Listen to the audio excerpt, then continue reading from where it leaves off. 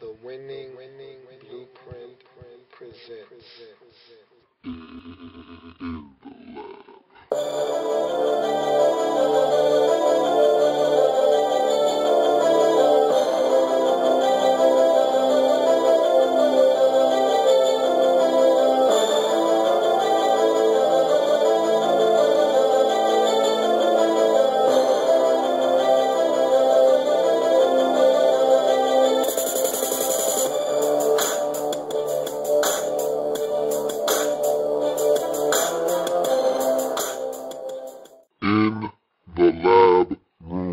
Welcome. You are in the lab room. I'm your host, Lou. Thank you for joining me. It's Thursday, which means it's football day.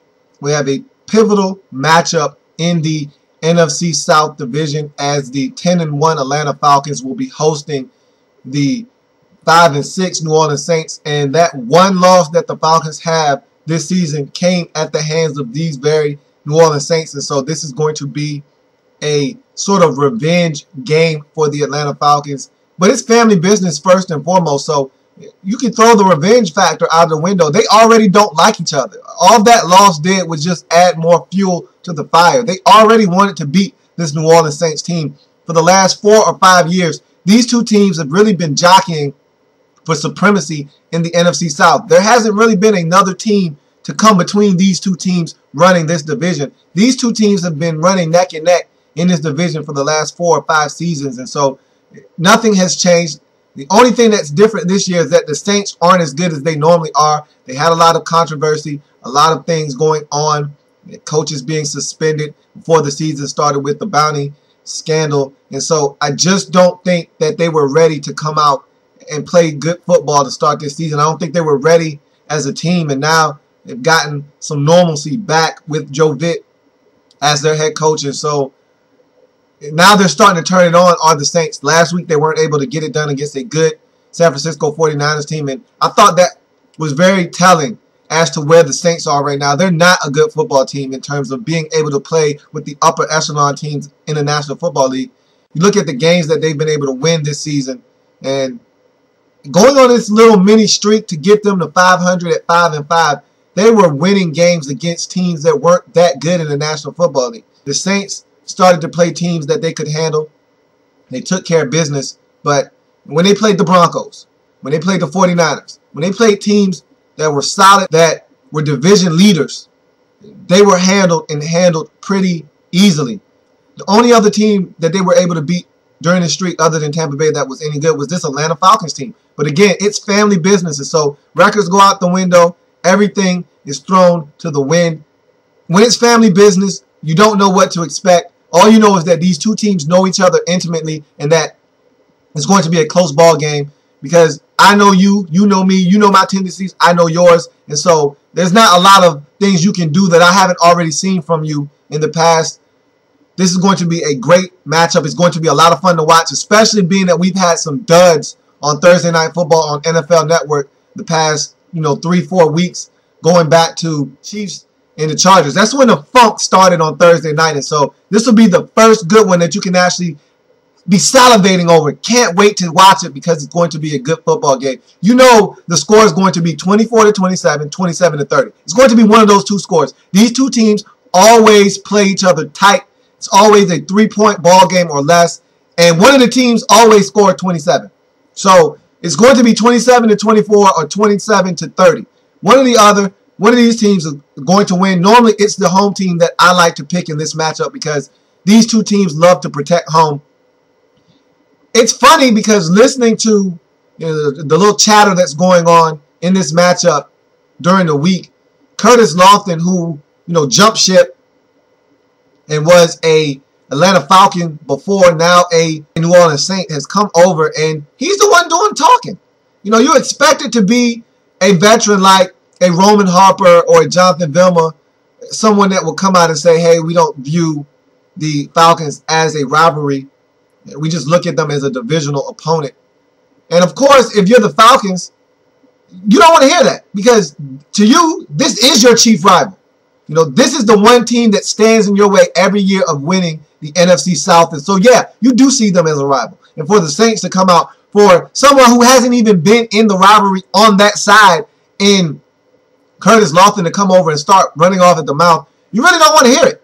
You know, he's the last guy you want to hear from because he's new to the rivalry, at least from that side. Of course, he was a Falcon, and so he probably is looking at it from the Falcon perspective, and then coming over to the Saints, he probably knows that the Falcons look at it as a rivalry game, whereas the Saints maybe approach it a little bit differently. He didn't have to come out and say it, though. Anything like that always fuels the fire that much more, makes the other team want to come out and stick it to you that much more. And so there's going to be a lot of animosity in this game. I expect the Falcons to come out and play hard because they want to avenge that one loss that they have on the season coming to these New Orleans Saints. And they have to play better. The Falcons have not played that good of football the last 3 weeks.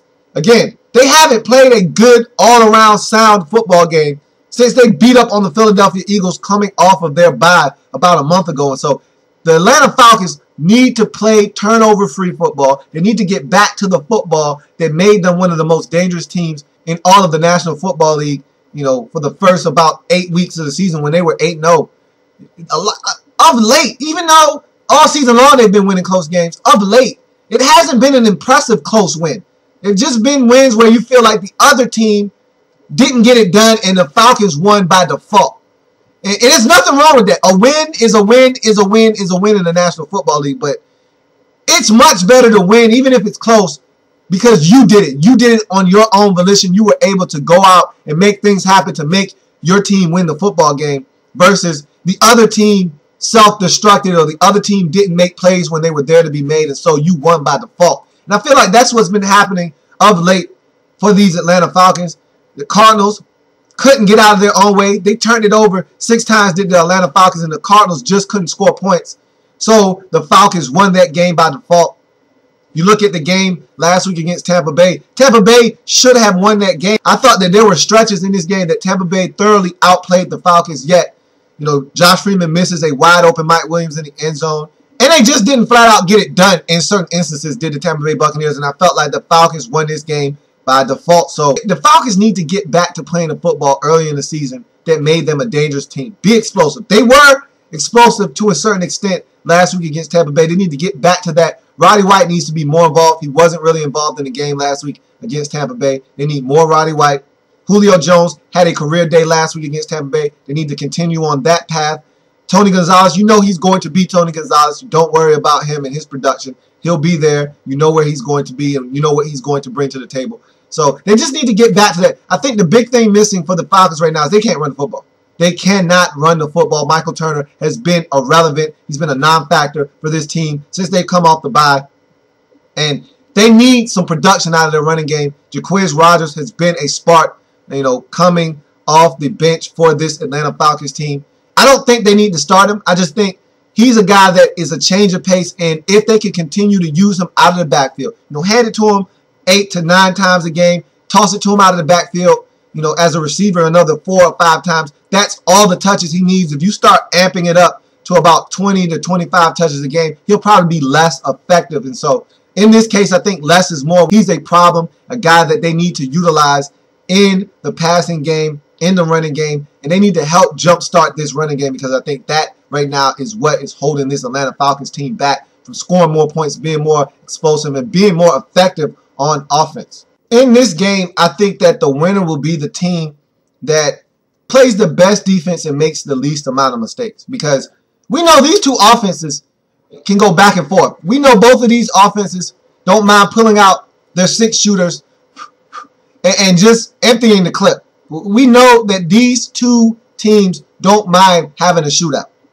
They can score with the best of them, can both of these teams. And so the team that plays the best defense, and I thought in the first game, the difference in that game was New Orleans and their defense down the stretch. I thought they stepped up, had a goal line stand that kept the Falcons out of the end zone when they needed a touchdown to take the lead. I thought the Saints defense stepped up and made plays, and that was the difference in that game. I mean, Chris Ivory had a big run. The Saints offense was very efficient. They played good football, but at the end of the game when they needed to stop the most, the defense was able to do it the last 2 times the Falcons had the football, and that was the difference in the football game. That was the difference in the game. The Saints didn't turn it over as much as the Falcons did in that game, and the defense rose to the occasion. And I think that's going to be the difference maker in tonight's game as well. which team will play enough defense down the stretch and in conjunction with that not turn it over, or at least turn it over less times than the opponent. That will be the team that wins this game. Don't turn it over. Play sound defense. Do your thing on offense. You'll win the football game tonight. I think that will be the difference in the game, and I think that team is going to be the Falcons. I think they will learn from their mistakes in the first matchup where they allowed Chris Ivory to get off. They allowed Drew Brees to be back there comfortable. I think they're going to try to put more pressure on Drew Brees. Thought he had a great game the first time around in finding Jimmy Graham and finding a lot of the receivers for the New Orleans Saints and exploiting the Falcons secondary and lack of pass rush in that game and really putting up points. And I thought that the defense had intensity for the New Orleans Saints in that game. And I thought they really made the plays necessary to win down the stretch. I think the Falcons will learn from their mistakes in that game, come out, be sharper on offense. And I think they'll have a better focus defensively in this football game. I think they'll get after Drew Brees a little bit more. I'm not saying that they're going to sack him and have a sack party or anything like that. I think they're just going to move him off of his spot a lot more than they did in the first matchup. Make him a little bit more uncomfortable. Force him into some throws that maybe they can pick off, turn into some points.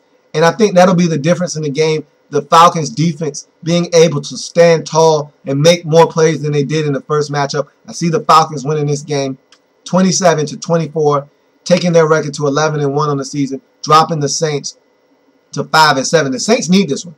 You know, they're right there in the thick of things. They battled back to get to 500, and they didn't battle back to 500 just to drop 2 straight and really put a damper on their playoff hopes. You don't scratch and claw and get back to 500 only to just fall apart. And so they want this one. They need this one really, really bad. And so if the Saints want to win this game, the key is going to be don't turn it over. You can't turn the football over on the road. It is imperative that they take care of the football. And they're going to have to do a little bit of what they did last game against the Atlanta Falcons, which is have that defensive intensity that allows them to make plays when those plays are presented to them. If they get in the red zone, because the Falcons are going to move the ball on this Saints defense. When they get in the red zone, however, they have to find a way to buckle down, and they're going to give up their fair share of touchdowns. But look, if the Falcons get in the red zone 5 times, you got to limit them to only 3 touchdowns. You can't allow them to get 4 touchdowns. All 5 of their trips, they come away with 5 touchdowns. You have to find a way to stiffen in the red zone, force them to kick field goals. And their field goal kicker, Matt Bryant, has been struggling of late. If you're the New Orleans Saints, if you can force them to kick field goals, it doesn't matter how close, because last week against Tampa Bay, he missed a 23-yard field goal, essentially missed an extra point. And so they're struggling kicking the ball on the Atlanta Falcons. He missed 2 field goals last week, including one that probably would have sealed the game. Instead, it gave Tampa Bay life. They didn't do anything with it, didn't have enough time, but they're struggling in the field goal kicking game of the Atlanta Falcons. So if you're the Saints, forcing them to kick field goals is a win in this ball game. If they can find a way to do that, they'll give themselves a chance. They need to run the football. Last time they played, Chris Ivory had a big game, a big run against them for a touchdown. They need to still run the football, help Drew Brees out. They need to protect Drew Brees, allow him to be comfortable in the pocket, find open receivers, and make plays. If they can do that, if they can play defense the way they did in that first matchup, force the Falcons to kick field goals instead of scoring touchdowns, they have a legitimate shot in this game. But I don't see them being able to sweep the Atlanta Falcons. The Falcons have only lost 1 game all season long. I can't see them losing a second and having both of their losses be to the same team. I just don't see it happening. The Falcons are at home. They're in the Georgia Dome. It's going to be rocking. It's Thursday night football, national televised game. I just see the Falcons showing up, having more intensity than the New Orleans Saints, getting it done at home, family business, 27-24. Falcons go to 11-1. Saints drop to 5-7. And this will really put a serious, serious wrench in their playoff hopes if the Saints can't get it done. And so that's a touchdown. Go ahead, throw it up. One tackle on this quick extra point. Now, if you were watching any sports media outlet yesterday, ESPN, NFL Network, whatever, floats your boat, you saw that Jim Harbaugh named his starter, and it was Colin Kaepernick. Now, that's a controversial decision. The players have no choice but to go with what the coach says. And look, I said that whatever decision he makes, they need to follow him blindly. If he tells them that Colin Kaepernick is the starter, and he didn't commit to him long term, he just said, look, he's the starter this week. He's got the hot hand. What that says to me is if Colin Kaepernick has one bad game, say he goes out, 1 touchdown, 3 interceptions, they lose the game, 24-16, he might get benched. He might be sat back down. Alex Smith might come back into the game. But I don't like the musical chairs aspect that Jim Harbaugh might be doing if things don't go right with Colin Kaepernick. I think that it's a team divided now. What he's done is he left the door open for guys to question what it is he's doing. And so I said all along that he needed to go back to Alex Smith because from a psyche standpoint, you already had guys like Delanie Walker, the tight end, Vernon Davis, the tight end, coming out and saying, hey, Alex Smith is our guy. I don't see him not starting. When you have guys come out speaking out like that, what it says is that he's our leader. He's taken us to the NFC Championship game. We believe in Alex. He got hurt. It's not fair for him to lose his job because he got injured. He was playing solid football before the injury. Keep in mind, the last 25, 26, 27 attempts, Alex Smith only had about 3 or 4 incompletions. He was playing solid football. It's not like he was turning the ball over. They were losing football games because of Alex Smith. They weren't winning in spite of Alex Smith. They were winning because he was playing solid at the quarterback position. And so he didn't lose his job because of bad play. He got injured, which also feeds into the notion that players shouldn't be divulging the information to the coaching staff, to the trainers that, hey, maybe I'm hurt. Maybe I have a concussion. Because if you do that, there's a chance you could lose your job and not get it back. And so it's a double-edged sword. There's a lot of things stemming from this decision that Jim Harbaugh is making. You look at it from the Alex Smith perspective. Hey, I did the right thing. And look, you need to do the right thing for yourself. And first and foremost, you have to think of you. You have to protect yourself. And so he did the right thing by himself. He did the right thing by Alex Smith, which is, I have a concussion. I need to come out the game. I don't need to make this thing any worse than it already is. But looking at it from the Warriors' perspective, looking at it from a football player's mentality, I don't want to lose my job. So if I need to not tell the training staff that I have a concussion and they can't tell, then I'm just going to go back in the game and play with the concussion. And so that's the message that you send when things like this transpire. That, hey, I don't need to divulge information to you that I have a concussion because there's a chance that I might not get my job back if I miss 2 games and the person that takes my spot comes in and plays great football to the point where we're winning and we're winning in a fashion that we haven't been winning all season long. All of a sudden, now my job's in jeopardy. Now you look at it from the Colin Kaepernick perspective. He's played good football. He's played well enough to earn this starting position from Jim Harbaugh. He's earning slowly the trust of the players in the locker room that he can get it done. They've beaten 2 good opponents. The Saints aren't a terrible football team. They've been playing better football of late, and that was a road game. Had that been at home, you could dismiss it as the Saints aren't as good as the Bears are, but that was on the road in the Superdome. That's a tough place to go and win a football game. They were able to do so. They beat the Bears at home. They beat the brakes off of the Bears at home, and so Colin Kaepernick has proven that he can get it done against top talent in this league, and so he's earned the right to start. But what this has done is, I swear, it's going to put a wedge in between this team and this locker room, especially if Colin Kaepernick struggles. They lose a game that they maybe shouldn't have lost, and things don't go the way it's supposed to go, and maybe this season unravels. You'll have guys speaking out at the end of the season about what this change at the quarterback position did to this team and what it did to their psyche and why it had such an impact on them not doing the things that they thought they could have done this season. You'll have guys saying that, yeah, if Alex Smith was in the game, we would have did this and we would have did that. So let's hope it doesn't come to that. Let's hope Colin Kaepernick proves to be the right decision. He doesn't start to falter after being named the starter, and there isn't a controversy in terms of, having Alex Smith not be the starter and what it meant for the rest of this season and the implications that it had on this team moving forward. So let's hope that Colin Kaepernick is the right choice. And I think he is. Honestly, I think he's the best choice for this team. But in terms of, from a mental standpoint, I don't think he's the best choice because your players know Alex Smith can get it done. They think Colin Kaepernick can get it done. And that's the difference. They know Alex Smith can get it done. He's done it before. He's taken them to the NFC Championship game. They think Colin Kaepernick can get it done. They're not sure. And so if he starts to struggle, then the doubt creeps in. With Alex Smith, if Alex Smith struggles, they know he struggled before, but he's gotten himself out of tight jams before. he's been able to pull a victory out of the jaws of defeat before, like he did in that playoff game against the New Orleans Saints. So there's going to be some questions asked. Hopefully, Colin Kaepernick has the answers to every question that will be asked down the stretch. And that's going to do it for this episode of In the Lab Room. I thank you for joining me. As always, there's many ways that you can contact me and view the show. I'm on Facebook. Like the page. In the Lab Room is the Facebook page. Every show I've ever done on the Facebook page. You can check me out on Twitter. I'm also on Twitter. Follow me on Twitter. In the Lab Room at gmail.com is the inbox. At In the Lab Room is the Twitter handle. The inbox is, again, in the lab room at gmail.com. Drop something in the inbox. I'll respond to you immediately. Also, the most efficient and effective way to view the show, contact me, is through the YouTube account, which is Louis T. You go to the page, subscribe to it. All the videos will be at your fingertips.